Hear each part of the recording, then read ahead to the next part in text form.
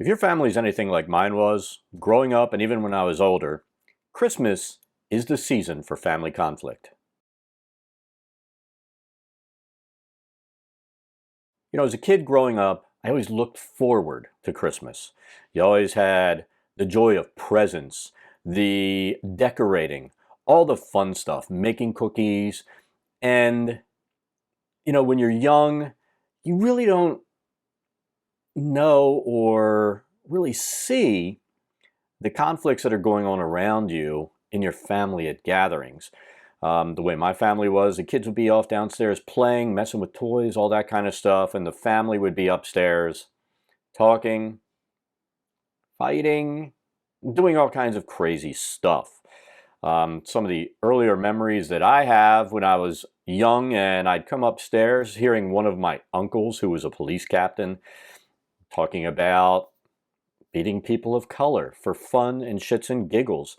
And some of the family laughing about it, my dad walking out of the room because he was pissed off at the racism and bullshit that was happening. But he never set any boundaries with the family, or he still went. Then I had my own kids. If I would visit on holidays, generally that kind of stuff would come up, especially during the Obama administration. My mom would talk about that effing racial slur referring to the president, and I would have to sit there and say, don't say that around my kids. She'd say, it's my house, I can do what I want.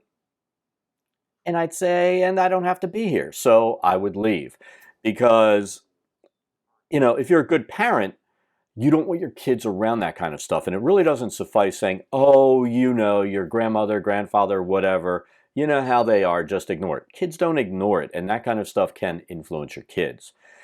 Now, with what we have now, with the conflicts in families between Trump, COVID-19, bogus election fraud claims, this kind of stuff, this year makes for what is potentially one of probably the most toxic potential Christmases you're going to have. You're going to have family members who want to come over, but they're vaccine deniers, or they think COVID is nothing but a little flu. So they don't do any type of masking, protection, and stuff like that. You don't want to put your family at risk. So what do?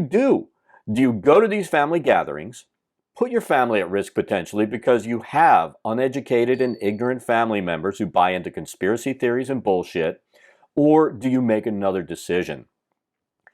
Personally, what I would do if I were still living with family in state or traveling, before I even spent money to travel, I would verify if people had been vaccinated. I would verify if, people who are these conspiracy theorist morons and people like that are going to be at family gatherings, because I have an at-risk spouse and I'm not willing to lose her because of other people's ignorance. If we all lived in state, I would probably not go to those gatherings.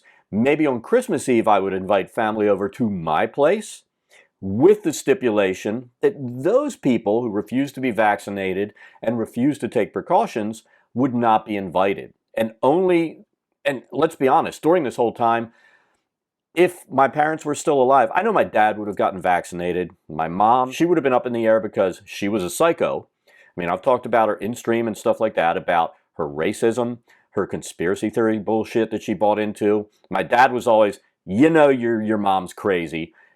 He did what he knew was right. He wasn't like that, but he stayed married to her for over 50 years because that's what people of that generation did, even if they hated their spouse. And I'm pretty sure he did. I would have told them, Dad can come over. Mom, if you're not vaccinated, you can't come over. Perhaps that's the pressure that you need to get your family that you care about to be vaccinated. Tell them, if you're not going to vaccinate, you can't see me or the kids in person until it's safe. This conflict is going absolutely insane. I am sure that families are basically torn apart irreparably, but hopefully you can do something to get through to your parents so that they can see their grandkids. How are you going to handle this kind of stuff? Are you going to protect your family? Are you going to set up your own family gatherings and invite people over who are going to be reasonable? Are you going to go ahead and suffer through the pain of listening to bullshit, putting your family at risk and going there because you just want to see your family. Let me know down below, how are you going to handle this season of conflict? And if you're fortunate enough where that's not a thing, let me know too, because I never got to have that growing up, and I didn't get to have that as an adult until my mom was dead, and now it's just my family, and everything is peaceful, except for normal family fights. But anyway, that's it. Remember to like and subscribe down below. And also, if you want to watch me sit here and game and rage and stuff like that, go over to RPG Dad on YouTube, and I stream daily, not on the weekends, but weekly daily. And remember to hit that follow and subscribe over there as well. See you next time, and have a happy holiday season.